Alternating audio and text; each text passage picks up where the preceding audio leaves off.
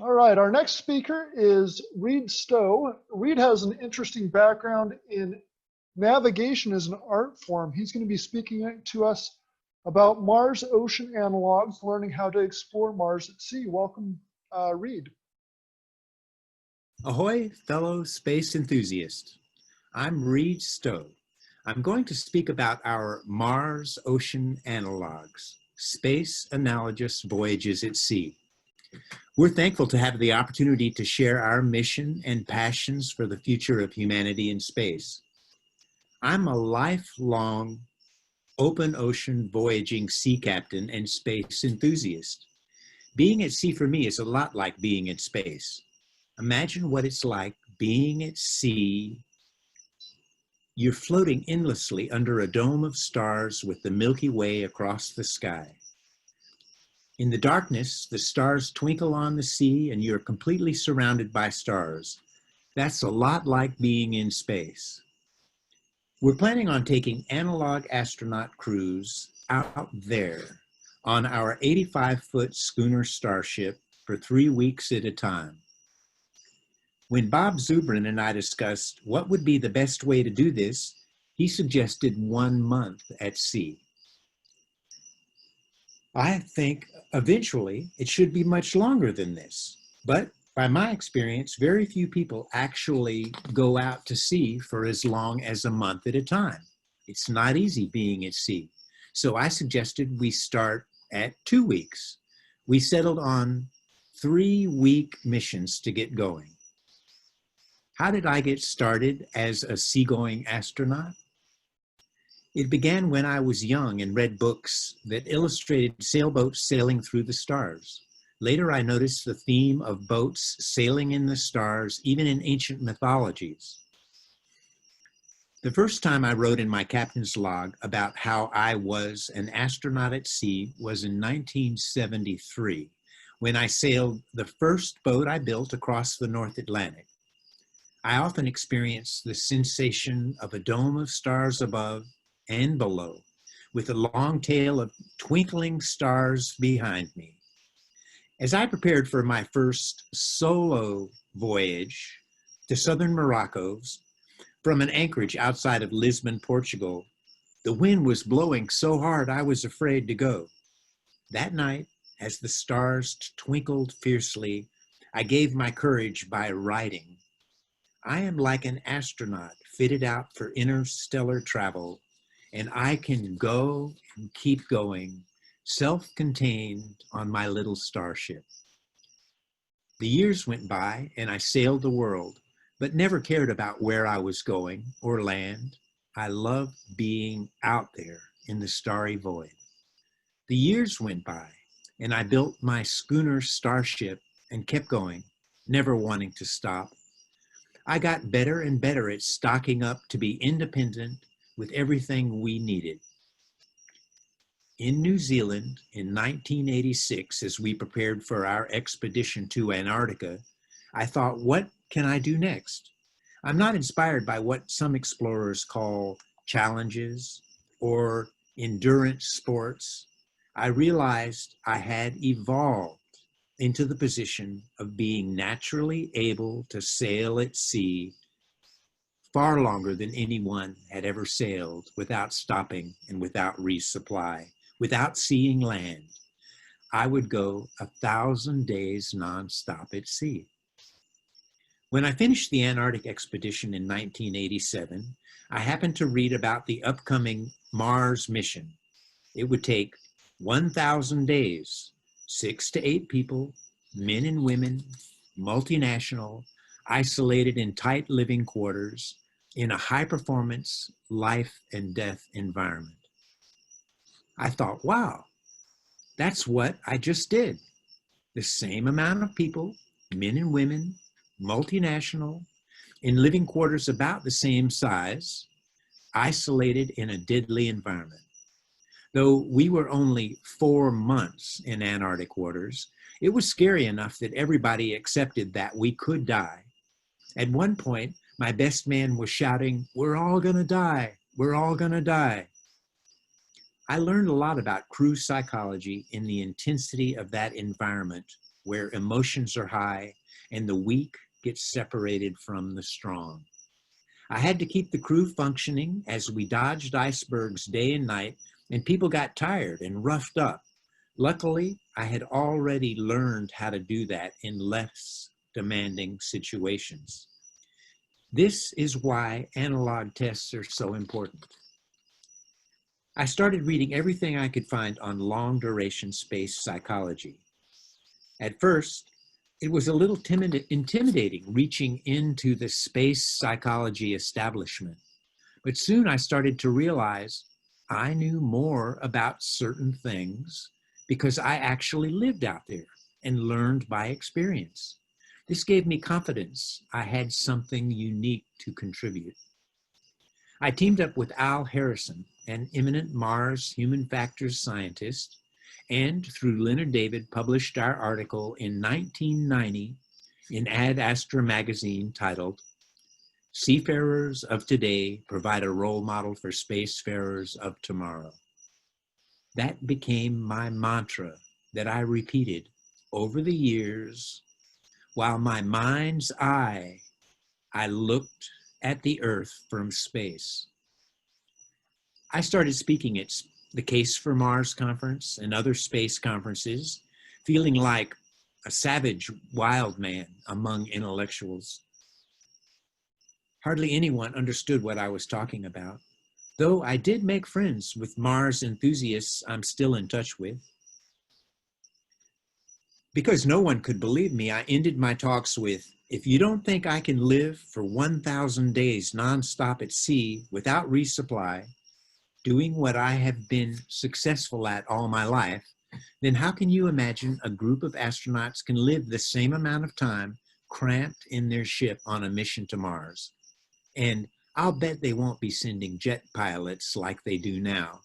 It will have to be a different type of person who has experience loving isolation in a timeless state of mind."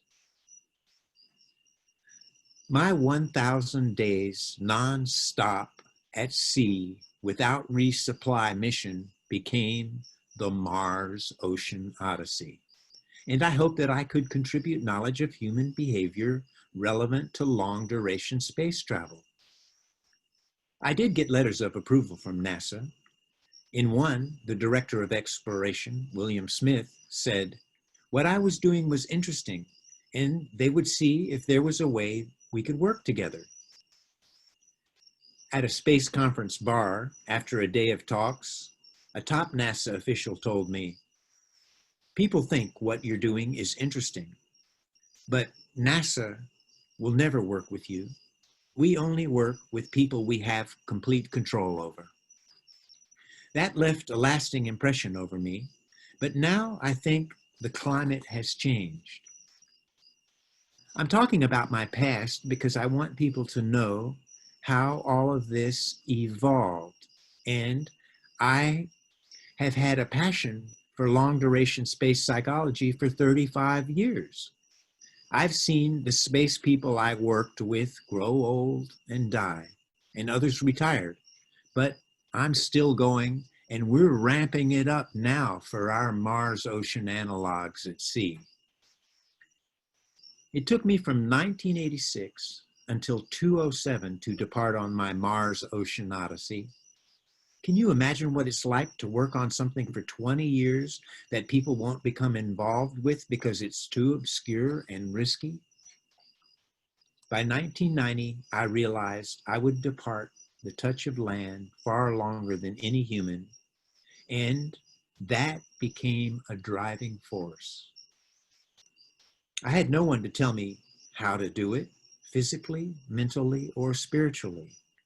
My existence became so one-pointed that I cast off again and again anything that had to do with the norms of society and life on the earth.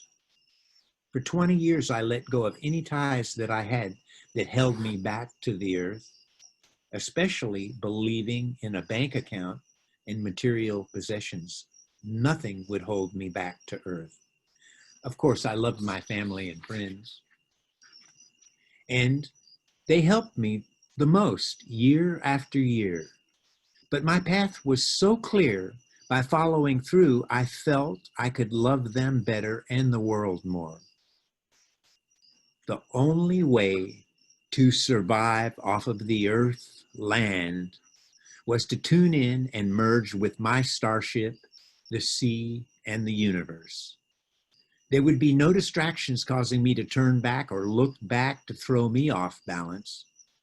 How could I do that knowing I was given the gift that was enabling me to depart the touch of the terra firma years longer than any humans ever had? I did succeed on the Mars Ocean Odyssey. A satellite verified 1,152 days out of sight of land without resupply. My girlfriend Sonia, who left with me, could have done it, but she got pregnant, like women will who go to Mars. We decided it was too dangerous for her to stay and had a boat come out to sea to take her off after 306 days nonstop without resupply out of sight of land. I went on to sail another 845 days without seeing land or another human. At a press conference upon my return, a reporter asked Sonia, "You grew up and worked in New York City and had never done anything death-defying before. How did you prepare to go to sea nonstop for 1,000 days?" Sonia replied, "I didn't prepare for 1,000 days." I saw the reporter's surprised faces, and Sonia continued. She said, "I prepared for an eternity." 3 years for a Mars mission is a long time from one perspective, but preparing for an eternity and living in an eternal state of mind makes 3 years not seem like a long time. In fact, before my 3 years were over, I was wishing that it would have taken longer. This conference is about humans to Mars. I can't speak with authority about all the technical issues. Our perspective is about deep psychology, where it merges with the unknown. Most people know about humans into space for up to 1 year, like Scott Kelly. But what about 2 years? Who has floated in moving space for 2 years other than on the Mars Ocean Odyssey? What happens to the body and soul in the 3rd year? This is my unique territory of experience. I did it well and know how to share and teach that. Most people who go to sea agree it's a lot like being in space. At the dawn of the space age, John F. Kennedy said, "We set sail on this new sea." Years later, long-duration space psychologist Jack Stuster wrote a book focusing on how old sea voyages give us a lot of comparisons about human behavior relevant to extended space flight. He wrote, "Future space expeditions will resemble sea voyages much more than test flights." He continued, "The technological differences are significant, but from the behavioral perspective, are the differences really that great between confinement on a small ship and confinement in a small, high-technology ship hurtling through interplanetary space? The psychological differences are probably few." My favorite and most successful polar explorer sailor, Roald Amundsen, said, "The human factor is 3/4 of any expedition." To explore human factors relevant to long-duration space travel, we are putting together our analog program to take teams of analog astronauts to sea as part of their training. This is Mars Ocean Analogs, Space Analogous Voyages at Sea. At this moment, right now, we are busy working with our crew on the schooner Starship on the Cape Fear River in North Carolina. Boats need a lot of money, care, attention, and preparation to go to sea, as do the captain and crew. We will be busy working and taking test sails during the next months. It's happening for us now. Anyone who is interested and thinks they have what it takes to join in during this phase of our initiative is well needed and could play a part in the shaping of the Mars Ocean Analogs. As I said, the schooner Starship is 85 feet overall, and the living quarters for the astronaut analog crew is 16 by 30 feet. That is close to the size of a Mars rocket. There are beds for 6 to 8 people with plenty of storage room and adaptable areas for labs and workshops. The analog crew can help with all the seamanship and boat duties and bring whatever projects they want to work on. The whole initiative is set up to evolve and be molded by those participating. Do they want to set up time delays in communication and eat only space food? We'll work on that. We plan to set up scuba diving EVAs to give the crews further experiments and relevant challenges. Maybe they will want to make it more realistic and stay inside the Starship the whole time. It's up to who we work with, and we'll see how things go. We are with the inspiration and guidance of the Mars Society. Thanks to Robert Zubrin, Shannon Rupert, the director of the Mars Society Desert Habitat, the assistant director of the Mars Habitat, Attila Mazaros, is working closely with us and says, experienced analog astronauts are already excited. Now it's up to us to get the boat ready.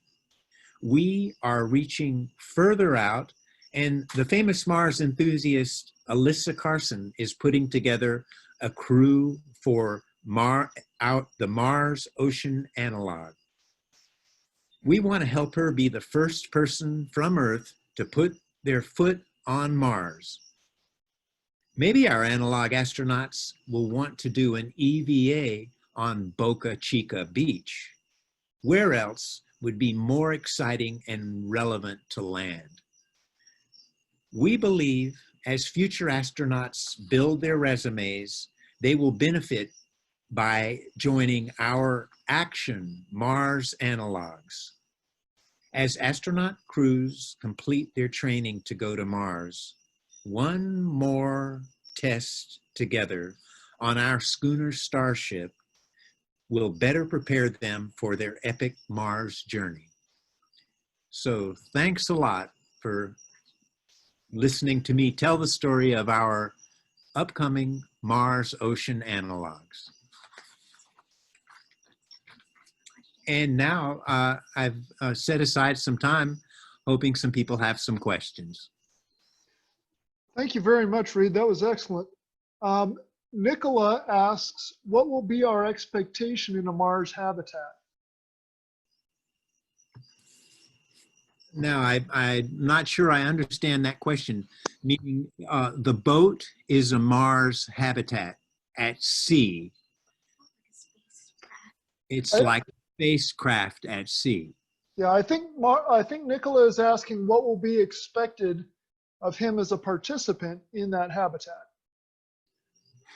Okay, I think that it would be expected similar to going into any habitat that you would participate with what that habitat has to offer.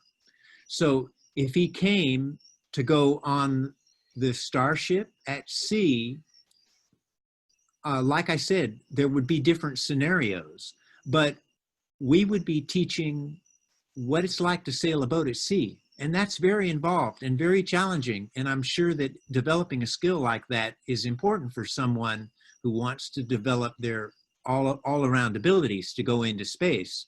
But I would think also that the analog astronauts are planning to bring their own experiments that they're planning to do. But the main thing is putting a crew together and living on a boat at sea. It's the psychology of how do they get along.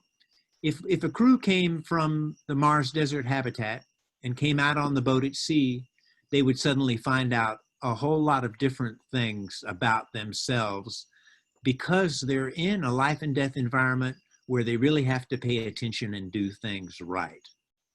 So could I elaborate on that question more? I don't see any other comments from Nicholas, so that sounds good. Yeah, please do. Okay. Please elaborate more on that, Reid. Well, do you have a specific question? Well, this is James. So I actually do have a question. What would you say would be some of the similarities between a seafarer and an analog astronaut? What are some of the qualities that they share? Okay, well, they would want to be people who have a drive to complete the mission that they're setting out to do. They would want to be people who are compatible, people who are friendly, people who can be good to live with, people who pay attention, people who are perceptive and who participate in everything, people who try hard, people who are relaxed and friendly and can keep themselves in a good mood. Basically, someone who knows what their mission is and can be enthusiastic and follow through on that mission. Over a period of time, things get more difficult. So then you'd find out who has stamina and perseverance and what are the strengths of people. We'll find out who's weak and who's strong. We always do that. So, well, then there may be difficulties for some people. Some people may get motion sickness. I'm not sure what happens in space. Some people may get frightened. Some people may be awed. And often when going to sea, people are enlightened in a certain way or changed in a certain way. So basically, the type of person going to sea on an analog would be a similar type of person who would be good on any other analog. It's one more test to find out more and different things. Reid, what was your most significant personal insight from spending 1,000 days at sea? Okay, that's real interesting because actually Al Harrison, the Mars a behavioral scientist who was well known for being one of the first, did a conference with me, one contact conference sponsored by NASA, and he asked me the same question. The real thing that for me enabled me to survive and feel good about what I was doing and feel confident about what I was doing was, though I was separated from the rest of humanity for years, I had an overwhelming feeling that I was at one with everyone else and that I was a part of everyone else. And that made me feel like I was at the right place doing the right thing for humanity. And that gave me a feeling of safety and confidence and a feeling of, yes, I can follow through with this mission in a good way. It was the continued and awe-inspiring sensation that I was at one with the boat, with the ocean, with all of humanity, and with the universe. That was very inspiring and gave me a lot of strength. That's an excellent insight. Marufa asks, where would be the location of these ocean habitats, which oceans, and when do you expect to start the training? Okay, well, in a sense, I'm training now with our crew while we're working on the boat all the time. It's happening now as if we were in a habitat. When people go into a habitat, they say sometimes you have to pretend that you're on Mars. Well, everyone is believing they're on Mars and putting themselves in that state of mind to have those insights and do those kinds of things. So in a sense, we're already doing it with our crew as we prepare on the land. And our first missions will be with our crew and the people helping us who are also Mars enthusiasts. And we'll be sailing out off of North Carolina to start with for a few weeks at a time. Those will be our first beta tests, short Mars ocean analogs at sea. Then we'll go a little bit longer. And all of this time, we'll be working on the boat, making it more seaworthy, making it more clean and nice and proper. And then we'll say, okay, now we're ready to start taking ocean analog astronauts out on the boat. So it will begin on the east coast of North Carolina.